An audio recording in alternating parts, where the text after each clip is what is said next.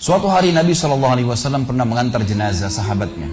Waktu jenazah tersebut ditaruh di kuburan, kata Nabi SAW, kalau seseorang mukmin meninggal dunia, siapa orang mukmin teman-teman sekalian? Orang yang sudah menggabungkan antara rukun Islam sama rukun iman.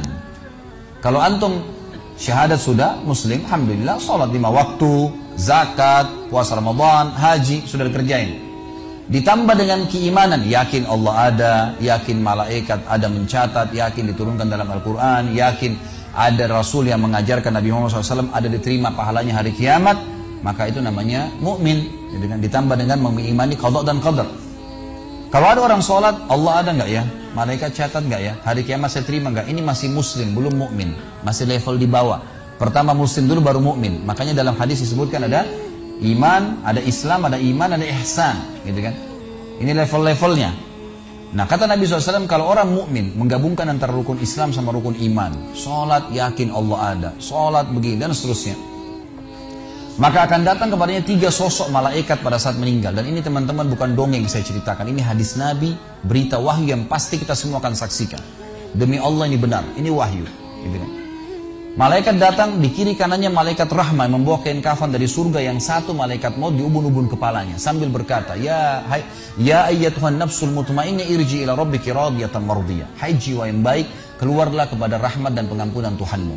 Kata Nabi SAW, ruhnya keluar lebih mudah daripada air dari mulut kendi, cepat sekali.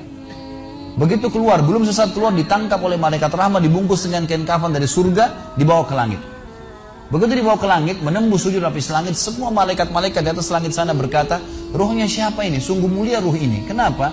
Kata Nabi SAW, karena ruh itu mengeluarkan bau yang lebih wangi daripada bau kasturi. Semoga kita semua insya Allah termasuk. Maka kata Nabi SAW, malaikat rahmah mengatakan ini fulan bin fulan, namanya yang paling mulia di dunia. Lalu kemudian ditembuskan sampai langit ke-7, lalu kemudian terdengar suara dari langit ke-7. Allah Azza wa Jalla berkata, catatkan hambaku ini termasuk penghuni surga, kembalikan dia di dunia, di sana saya ciptakan, di sana pula saya akan bangkitkan. Diantar ruhnya bersamaan jasadnya, diantar oleh kerabatnya. Baru 3 langkah mereka jalan, dia masih bisa, ruh ini masih mendengarkan suara sendal mereka. Lalu malaikat datang mendudukkan dia lalu berkata, siapa Tuhanmu, siapa nabimu, apa kitabmu? Lalu dia kalau orang beriman, kata Nabi SAW, Allah berfirman, yuthabbitullahu alladhina amanu bil qawli tsabit fil hayatid dunya fil akhirah. Allah akan tetapkan jawaban di lisan orang-orang beriman di dunia. Kalau dia belajari agama ini lalu ditanya kenapa kau sholat, kenapa kau puasa, dia akan punya jawaban dari wahyu. Dan di akhirat kata ulama tafsir adalah yang dimaksud pertanyaan mungkar nakir atau malaikat di kuburan. Ringkas cerita adalah dia akan menjawab, Tuhanku Allah, Nabiku Muhammad, kitabku Al-Quran. Pada saat dia jawab jawaban itu teman-teman sekalian, maka tiba-tiba saja kata Nabi SAW, malaikat tersebut membukakan baginya pintu neraka, azab, siksaan, orang teriak-teriak, api yang berkobar-kobar, dia ketakutan. Kata malaikat, lihat dari apa Allah selamatkan dirimu. Karena kau beriman, kau nggak jadi masuk sini, ditutup. Supaya dia tahu nih, kalau dia berbuat salah akan masuk situ, ditutup. Dibuka pintu surga, dayang-dayang, permadani, istana yang luas, luar biasa. Dia gembira. Lalu kata malaikat, kau akan masuk di sini. Maka si mayit tersebut pun berdoa mengatakan, ya Allah cepatkan waktu, karena aku ingin masuk ke dalam surgaku. Lalu datang di sebelahnya orang yang tampangnya gagah, badannya bersih, wangi, saking sempurnanya kata jenazah ini. Ruh ini berkata, siapa kamu ini? Sungguh sempurna ciptaan Allah pada dirimu. Maka dia berkata, diam dulu. Maka dia berkata, gitu kan? Dia berkata, saya amal soleh akan menemani kau sampai hari kiamat. Insya Allah setelah riwayat ini kita sholat. Saya amal soleh akan menemani kau sampai hari kiamat. Maka kata Nabi SAW terdengar suara, ya Allahu alam di sini disebutkan Allah atau malaikatnya, tapi yang jelas menyampaikan dari Allah Subhanahu Wa Taala, lapangkan kuburan hambaku ini seluas pandangan matanya dan bukakanlah pintu surga baginya setiap pagi dan petang dia melihat, maka jadilah kuburannya taman dari taman surga sampai hari kebangkitan. Baik. Sebaliknya kata Nabi SAW, kalau orang fasik, siapa tadi fasik? Muslim yang masih berbuat maksiat. Teman-teman hati-hati, jangan kena mengandalkan sudah syahadat kemudian bebas berbuat dosa. Hati-hati.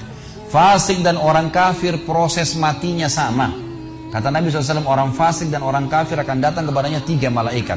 2 malaikat azab di kiri kanannya, 1 malaikat maut dibunuh-bunuh kepalanya yang berkata, hai jiwa yang busuk, keluar kepada kemurkaan Tuhanmu. Maka ruhnya berantakan di tubuhnya, tidak berani keluar. Lalu malaikat maut menariknya dengan keras, ibaratnya seperti bulu domba yang dibasahkan, dililitkan di pohon berduri lalu ditarik dengan keras sehingga berantakan bulu domba itu. Keluar, belum sesaat keluar ditangkap oleh malaikat azab, dibungkus dengan kain kafan dari neraka, dibawa. Baru langit pertama nggak dibukain pintu oleh para malaikat. Lalu malaikat langit berkata, siapa ruh ini? Sungguh buruk ruh ini. Kenapa? Kata Nabi SAW, karena ruh itu mengeluarkan bau yang lebih busuk daripada bau bangkai. Wa na'udzubillah. Lalu malaikat azab membawa mengatakan, ini ruhnya Fulan bin Fulan. Ya. Orang yang disebutkan nama paling buruk di dunia. Lalu terdengar suara dari langit. Allah berkata, catatkan hambaku ini termasuk penghuni neraka. Di sana, kembalikan dia di dunia, di sana saya ciptakan, di sana pula saya akan bangkitkan. Di antara ruhnya bersamaan pengantarnya mengantar jenazahnya. Begitu masuk dan 3 langkah, ya. Orang-orang mengantarnya lewat, malaikat datang mendudukkan dia mengatakan siapa Tuhanmu, siapa nabimu, apa kitabmu.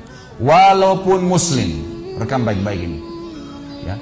Lahir dalam keadaan Islam, sesekali sholat, fasik, masih banyak masih tidak tobat sebelum meninggal, sama. Jawabannya kata Nabi SAW dengan orang kafir, innama aqulu kama kana yaqulun nas. Saya nggak tahu, saya cuma ikut-ikut dulu orang bilang apa. Nggak bisa jawab. Lalu kemudian dibukakan baginya pintu surga, dayang-dayang, permadani, istana, pemandangan yang luar biasa, gitu kan? Maka dia kagum, kata malaikat, lihat dari apa kau haramkan dirimu. Dulu kau bisa masuk sini, tapi kau tidak mau, ditutup. Dibuka pintu neraka, azab, siksaan, orang dipotong, teriak-teriak kesakitan. Lalu dia ketakutan, kata malaikat, ini tempat kau selamanya, kau tidak akan bisa lari. Maka dia berdoa mengatakan, ya Allah jangan kau cepatkan waktu karena aku tidak ingin masuk ke dalam nerakaku. Lalu datang di sebelahnya orang yang buruk tampangnya, bau badannya nggak enak. Lalu saking buruknya kata jenazah ini, kata ruh ini, siapa kamu ini? Pergi dari saya, sungguh buruk ciptaan Allah pada dirimu. Maka dia mengatakan, tidak, saya amal burukmu yang akan menemani kau sampai hari kiamat. Lalu dalam penutupan hadis Bukhari ada 2 riwayat. Yang pertama, Allah Azza wa Jal ya, mengirim kepadanya malaikat yang tidak punya penglihatan dan pendengaran. Allahu alam bagaimana ini? Yang membawa sebuah besi. Yang kalau besi itu seluruh jin dan manusia bersatu mau membalik saja mereka tidak mampu. Bayangkan seluruh jin miliaran, seluruh manusia miliaran, balik saja mereka tidak mampu. Ini saking kuatnya malaikat tersebut. Maka menghantamkan ke tubuh orang ini hancur, diutuhkan kembali lagi. Begitu terus sampai hari kiamat. Riwayat yang kedua mengatakan Allah Azza wa Jal membuat dinding kuburannya merengut tubuhnya, menjepit tubuhnya sampai seperti ini tulang rusuknya. Kembali lagi. Kata ulama hadis digabungkan keduanya. Dipukul sambil diremukkan, dikembalikan lagi. Begitu terus sampai hari kiamat.